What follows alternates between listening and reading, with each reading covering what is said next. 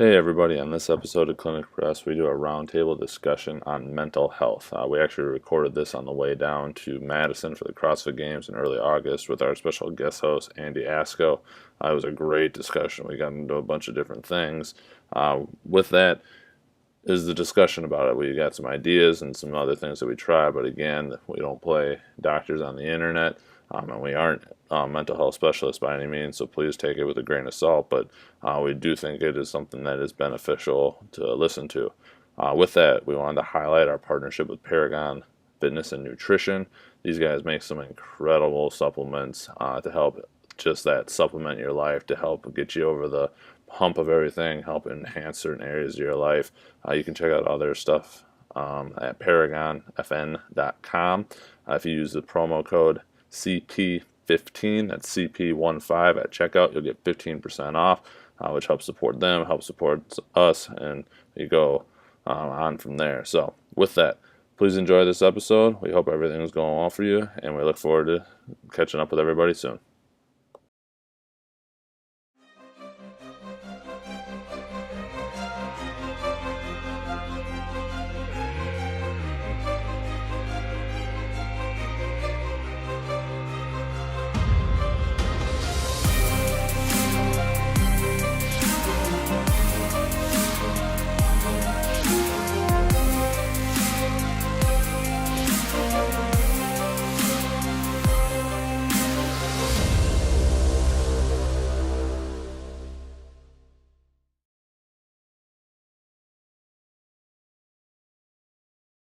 Want me to bring it in?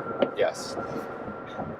So on this episode of Clinically Pressed, we're actually on our way down to Madison, Wisconsin, here with Kyle and Andy Asco, special guest host for the trip down. We're on our way to the CrossFit Games. Gonna go check it out and hang out with some buddies and everything down there. But we wanted to get an episode in, so we're doing a roundtable discussion and on the topic of mental health.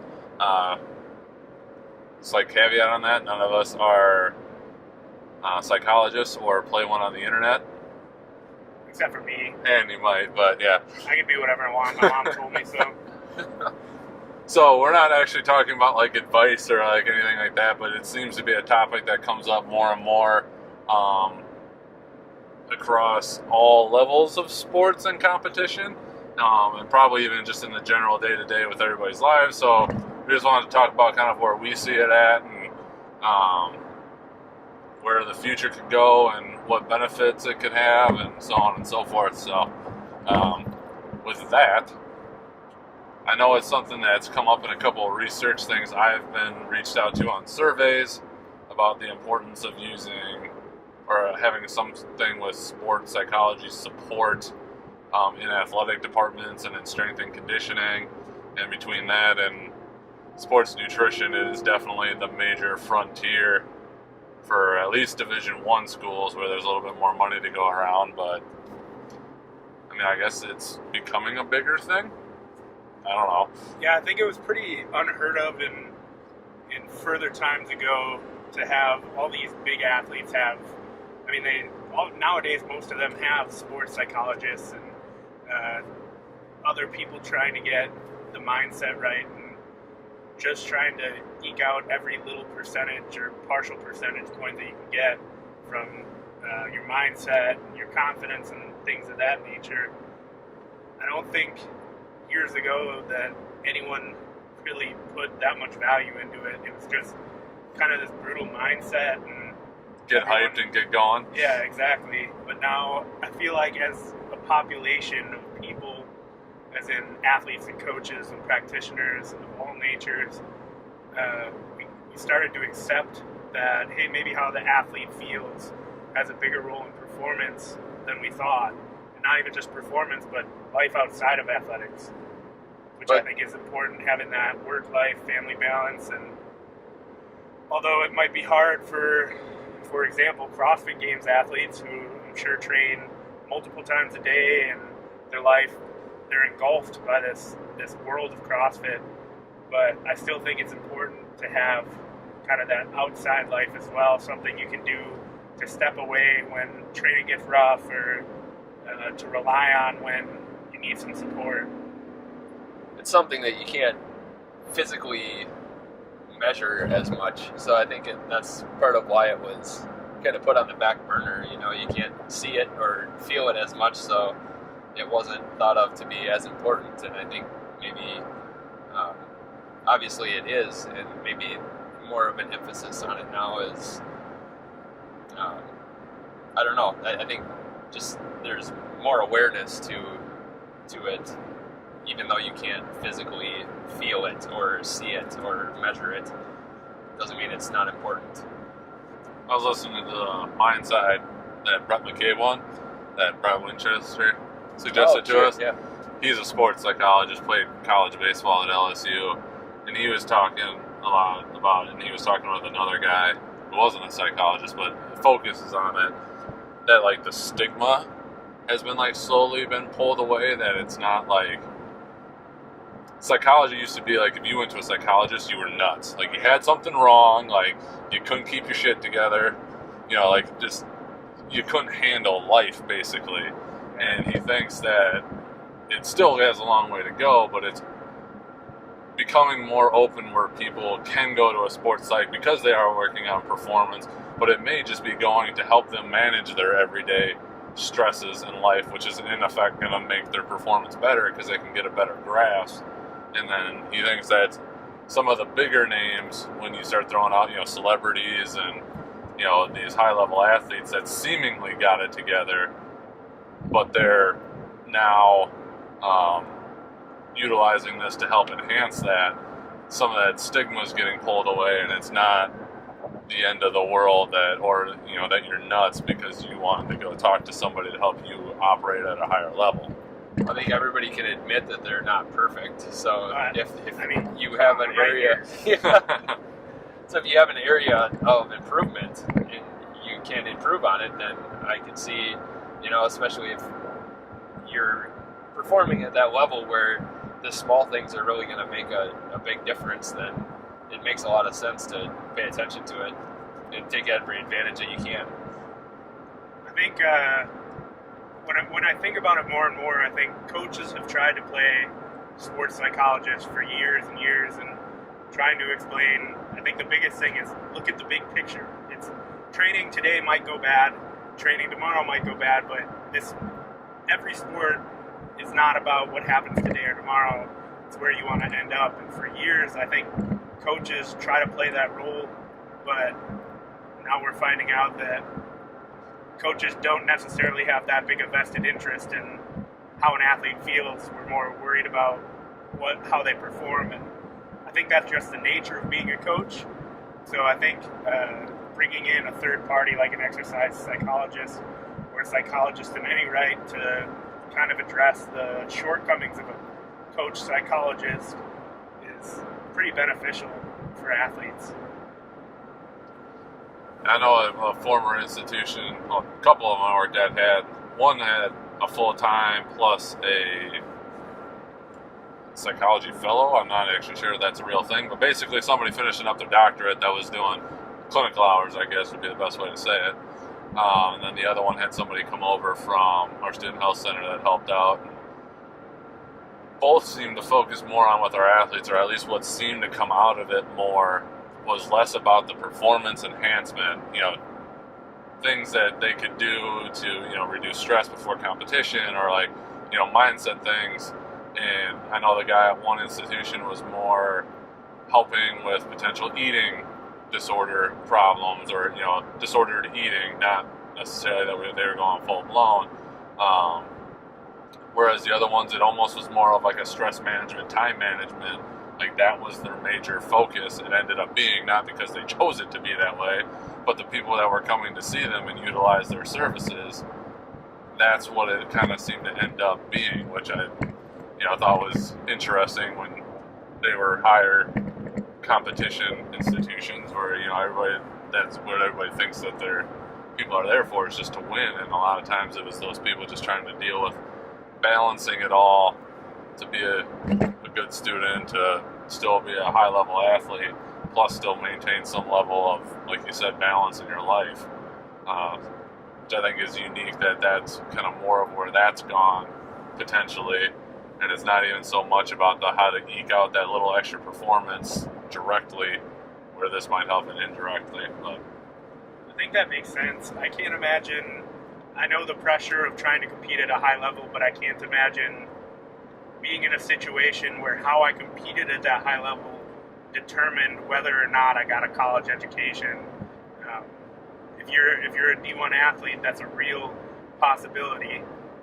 There's plenty of athletes who I've met and talked to who there's no way they'd be getting as good of an education without athletics, and not all of them, of course. People are going to say not all athletes really want to get that education or really put that much effort in, and it's just something that they do so they can play sports. But on the other hand, there are plenty of athletes who play sports so they can get a better education, so they can be better people in life. And to be in that situation where the coach is on your ass, and is that okay to say? that's fine to say. Where a coach is on your ass and you're being threatened to be dropped off the team, which means you lose your scholarship, which means you can't pay for college. Just having somebody there to walk you through and make sure you're doing okay, explain how to balance all the stress, which I do think, even though it's not directly, like they're not saying, hey, let's reduce stress so you can perform better. I think reducing stress definitely, even just thinking physiologically, can enhance adaptation so much more. You do more on the research, like I think you peruse more than I do, but I agree with it. But I've heard a lot of people say that literally the body can't like differentiate between physical and like emotional, and for lack of a better word, stress, that it still can affect your body in the same general way in terms of like your nervous system.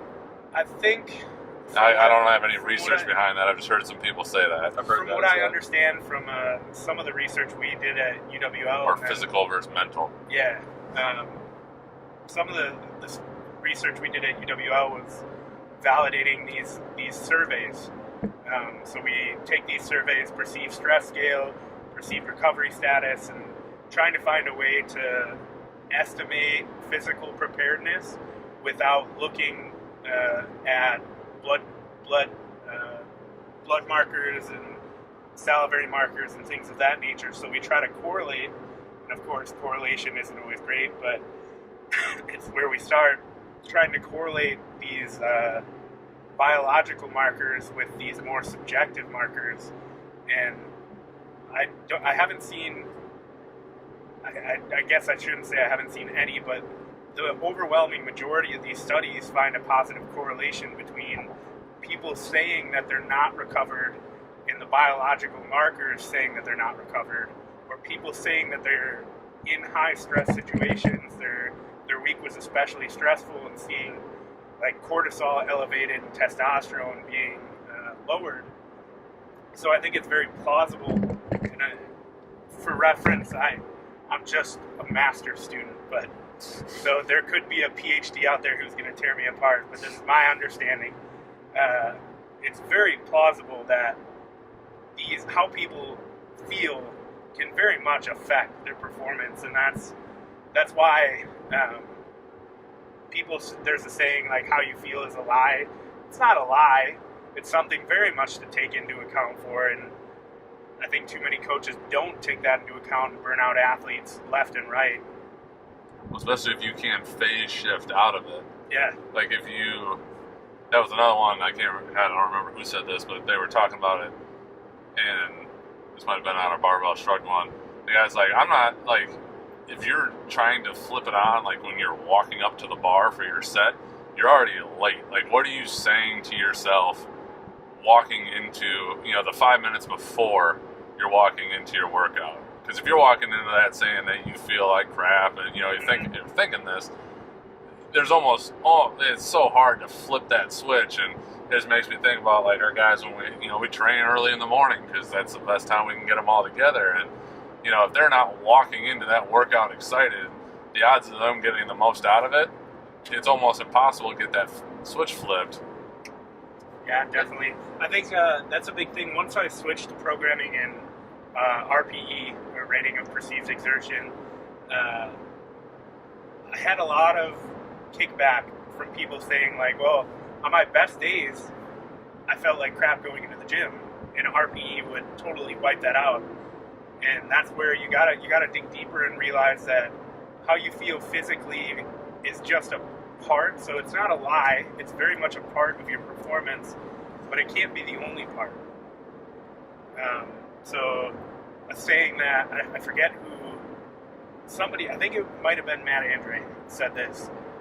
We were talking about the whole "how you feel is a lie" quote, and much more accurately, I think "how you feel may be irrelevant" is a better saying, because how you feel definitely can affect performance, but if you let how you feel affect your performance, it's going to affect your performance, if that makes sense. It's kind of an odd way around, but you feeling like crap doesn't necessarily mean you're going to perform like crap. So you always have to have your wits about you when it comes to how you feel. That was pretty complicated.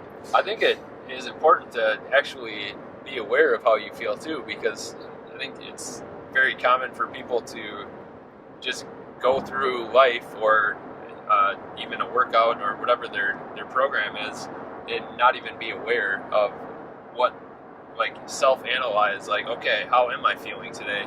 You know, and I think that's going to play a large role in their mindset too, is like, kind of, yeah, you're going to have shitty days, you're going to feel like crap, and you're also going to feel great, but kind of take a look at that and say, okay, this is how I feel, and then maybe ask yourself the question, why do I feel that way? And just kind of analyze that and feel the feeling too, because it's not like you can just push that stuff aside. Like, it's there for a reason.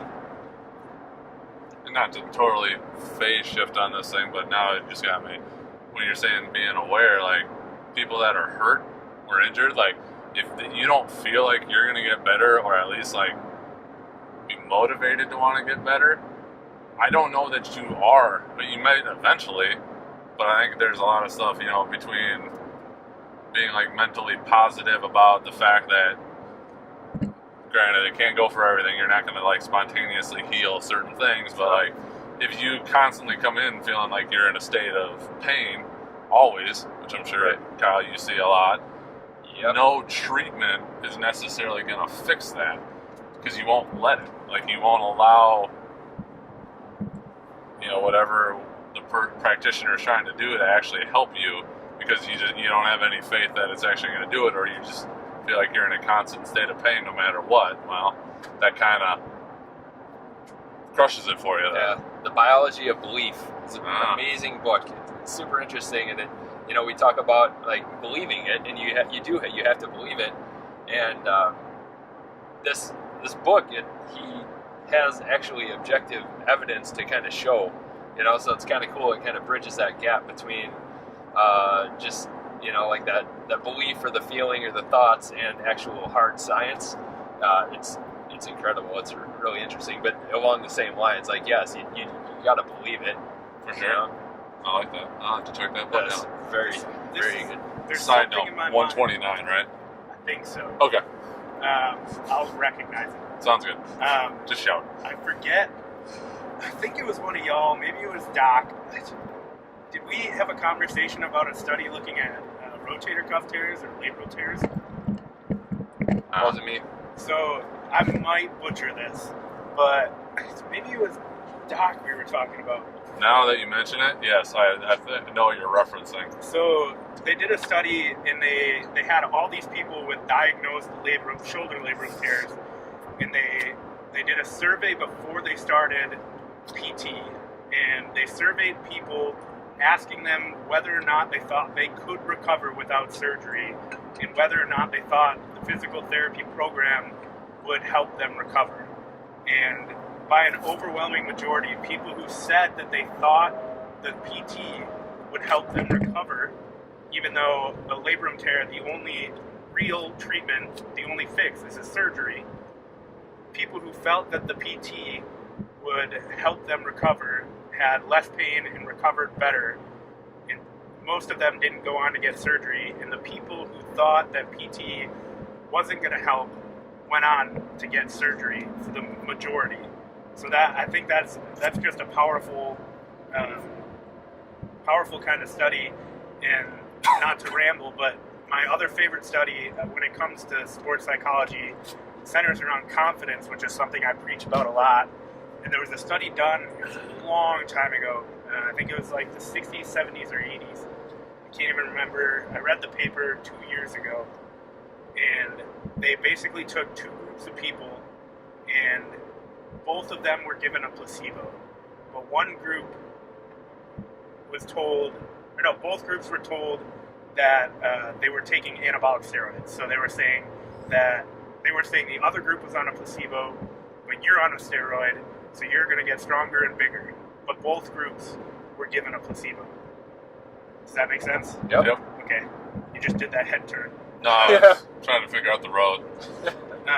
So both groups, just to highlight, because that was a little wordy, both groups told they were on steroids. One group, after, I think it was 8 weeks, was told that, nope, we lied, you're on a placebo.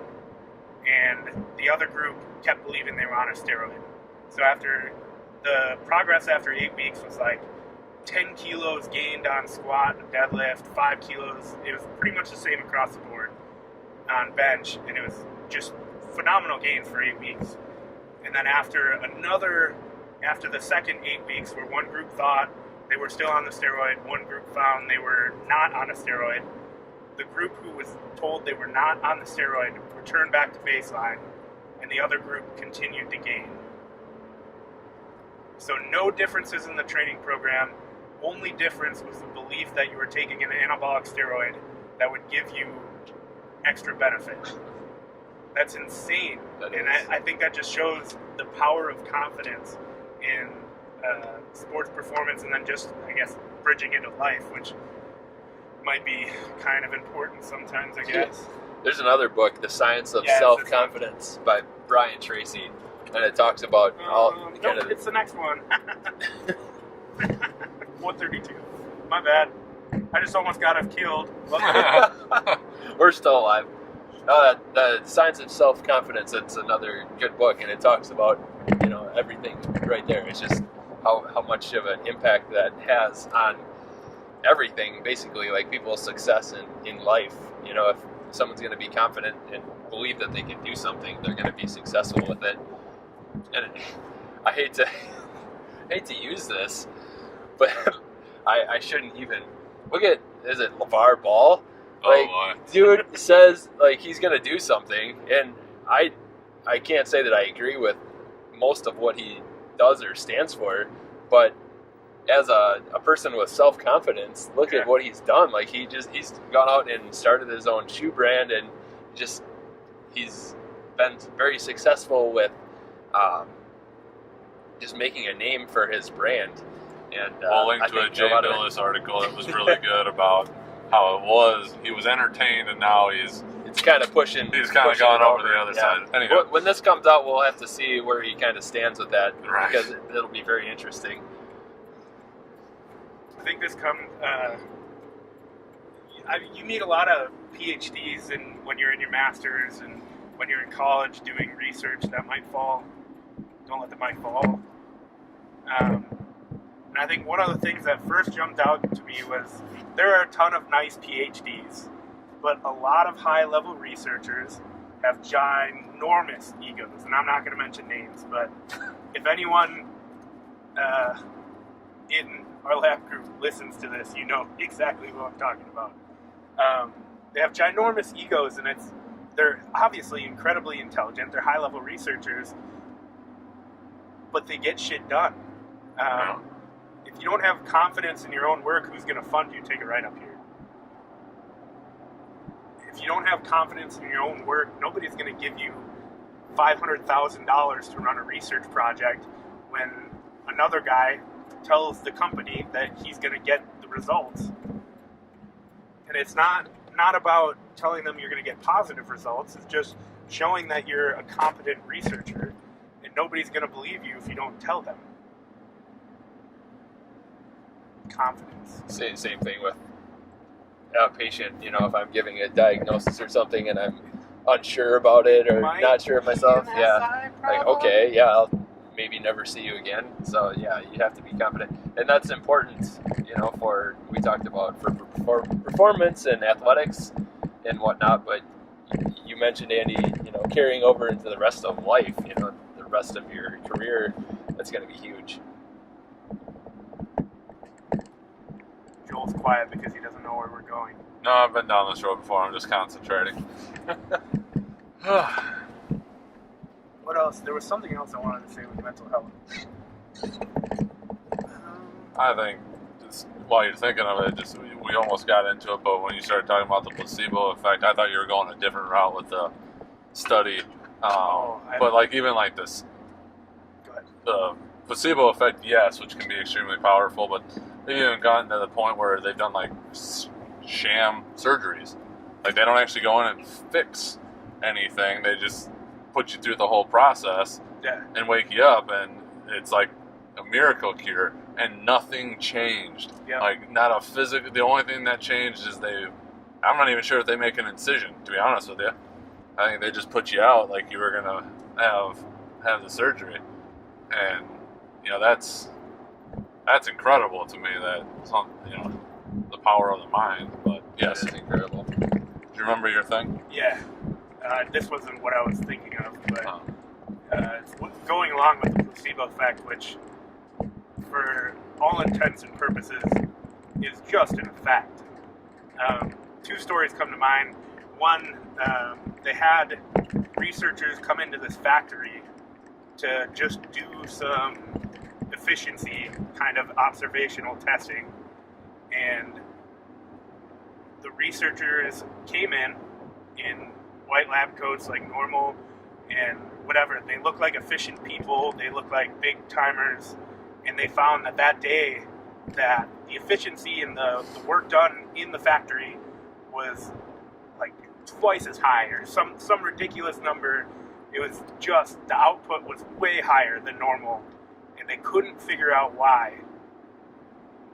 And then they figured out it was because these people who look really important came in, so everyone wanted to look like they were busting their ass and working hard. I've seen one where they put a number up after each shift, and they just did it once, and then it like subtly got all the shifts to compete to beat that number. I don't know what book it was out of, either. But it was kind of that same thing, and then all of a sudden that was all that it took to change it, and the whole culture changed because now people were invested in showing that they were worth something, and it changed the whole thing. The other one, I think, Joel, we talked about this last week, and this is another story from a professor I had. He was at a conference, and we've done a ton of research on whole body vibration and found out pretty consistently that the effect isn't what we want it to be. But there was a study done on Division I football athletes, so for all intents and purposes, elite athletes competing at a high level. And the strength coach was part of this one study, and for this one, the athletes had no idea what the effect was supposed to be, and they just knew that something was happening, and there were researchers that were in there and excited about it, doing their work, and they performed better after whole body vibration. And this was being presented at a conference, and somebody stood up and they're like, well, isn't that just the placebo effect? And the researchers and the strength coach are, yeah, of course, yeah, why not? Why does it matter? I've made my already elite athletes perform even better than they normally would using this machine. Who cares if it's a real thing or if it's just because they think it's real? It works. Yeah, if it works, it works. I think that goes into a whole other conversation, which we know, but the art versus science of everything. Yep. There has to be a blend. You can't, I don't think, because if you were to go science based on anything, you probably wouldn't do anything, because nothing works 100% in the evidence. I think that even brings back to what was it, the de-ice guy? Oh yeah. I don't necessarily agree with that icing is beneficial. I don't necessarily see the other side that it's detrimental either.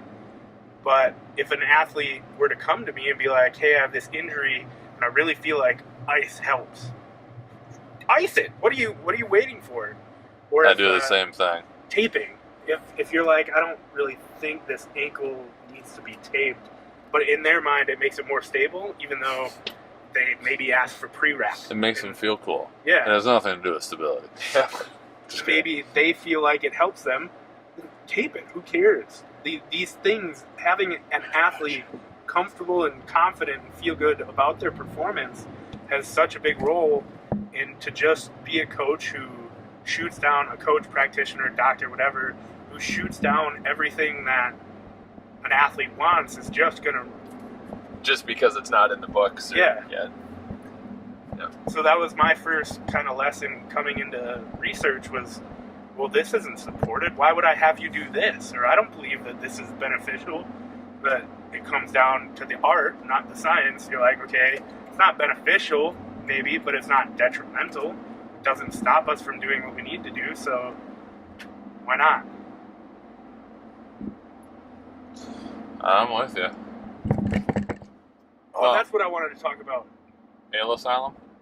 Yeah, Ale Asylum. That place is huge. It got so much bigger since the last time. Anyway, what's the other thing you want to talk about? This is something I think is important.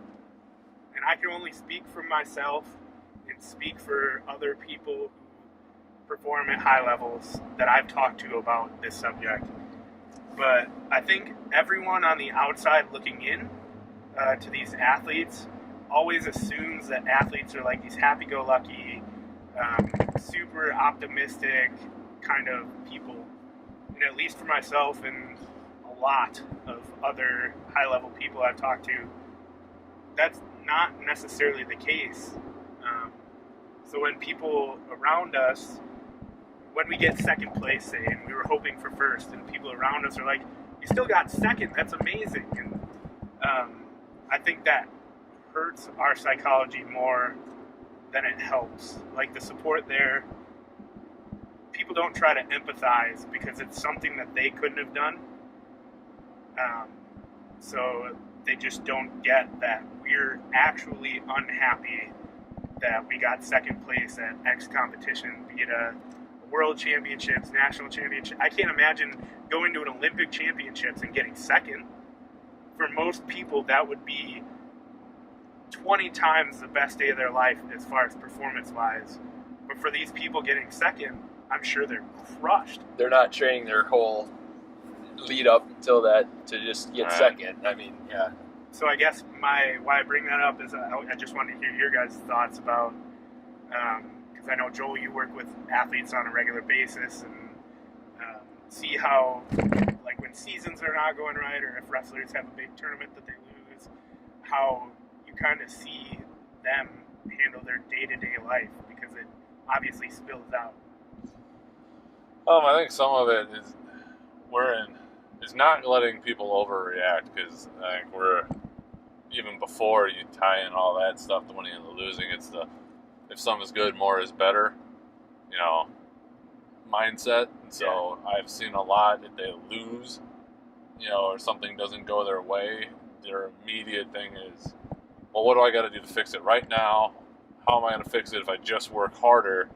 That'll fix it, and sometimes to their own detriment, and sometimes that works, and don't get me wrong, I'm not saying that isn't the reason, but it can go backwards where you overkill it, and now you've actually kind of put yourself into a further hole to dig out of because your body wasn't ready for it, and now you're set back, and I think some of it, and I haven't done as much like intentionally as I need to, and something to work on is going back to kind of the mindset that you're coaching in, and so stealing out of Carol Dweck's stuff again, just the effort versus this, I guess the skill.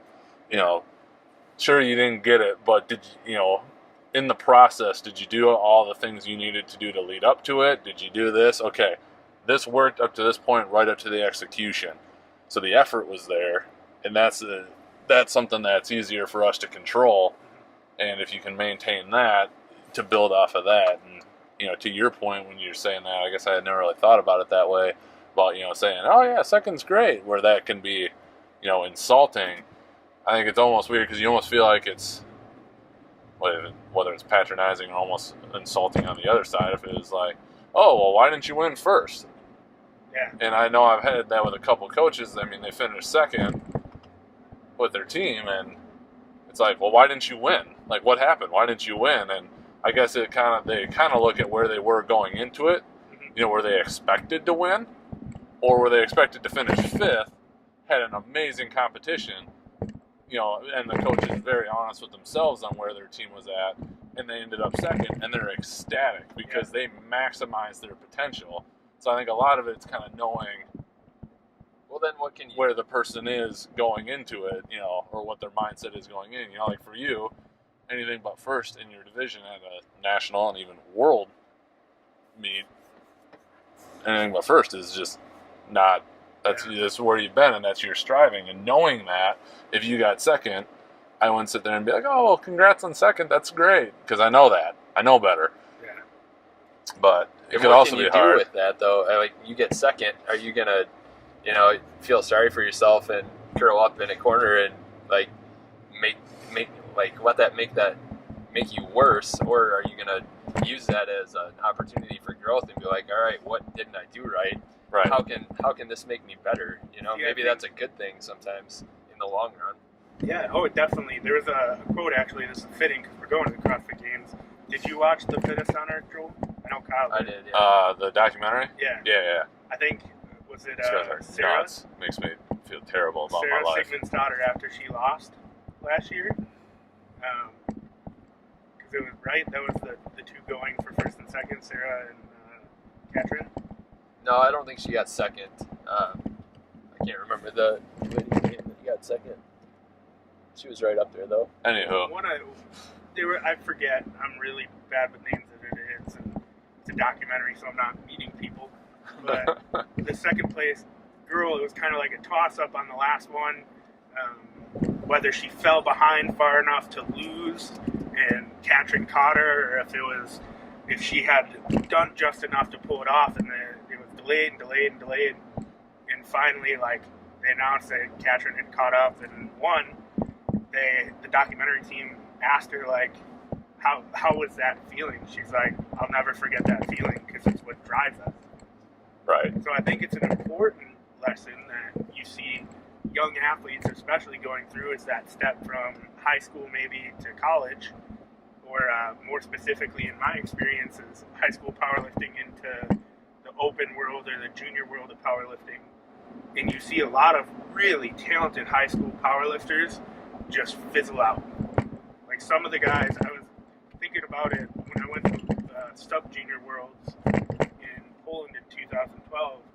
I was thinking about just how many other sub-juniors on that team are still powerlifting. And I couldn't think of very many. So there are those types of athletes who get hit with their first little piece of adversity and just fizzle out of the sport. But yeah, I think on the other side of that, there are so many more that come out stronger than ever. We see it in the first week of camp. Sports are life, no matter what. There's always going to be adversity. There's always going to be obstacles. What are you going to do with them? That's the big question. First week of camp, a bunch of guys that maybe were big time in high school get to, even at UWL, which, we're going to be a good football team, but we're not Madison. We're not the SEC. They show up that first week, and it is just a reality check, and they don't make it.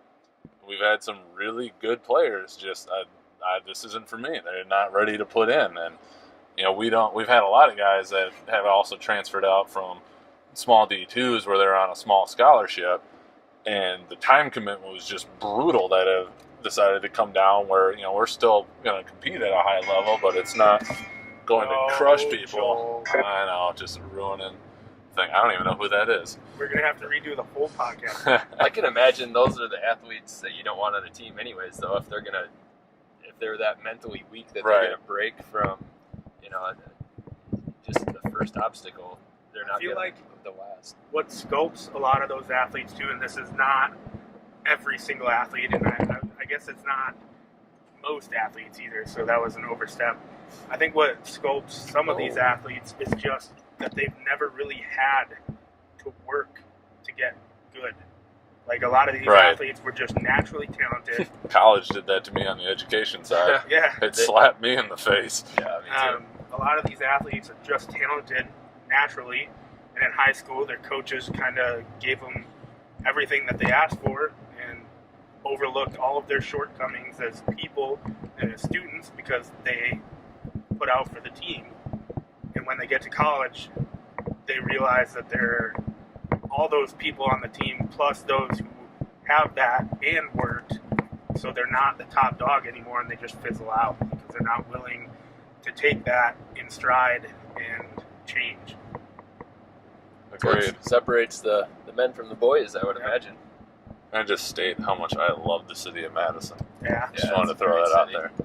Well, on that note, unless anybody else has got something else, I think this might be a good time to shut it down as we're going to try and find a parking spot. I do have one little there we thing. go. So, like, just in going back to just analyzing yourself and your emotions and your feelings and being aware of that, I think that that's going to be important because in that high stress situation and whatever 6'9", event, am I on like, fit? if you know your body that well, you know, just in everyday life, you're going to have to know your body and your mind in that situation. I think that's going to play dividends as well.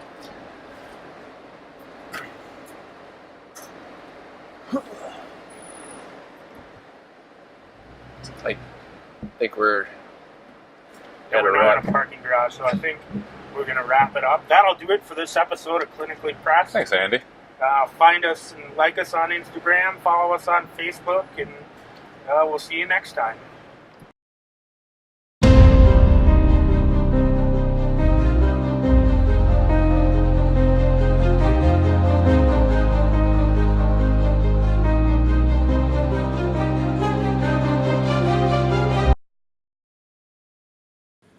Thank you for checking out this episode of Clinically Pressed. Go to clinicallypressed.com for full show notes and links to everything that was covered in this episode. While you're there, you have access to all of our episodes, insights, and shorts. You can find Clinically Pressed on YouTube and any other podcast outlet. If you could give us a rating, thumbs up, or review on how we are doing, we would greatly appreciate it. To get more free content delivered to your inbox, sign up for Total Athletic Therapy newsletter. You'll get direct links to all Clinically Pressed episodes, reviews on some of the latest research in health and performance, and links to related podcasts and other items meant to help you make the complicated simple and optimize performance. Thank you for listening, and see you next episode.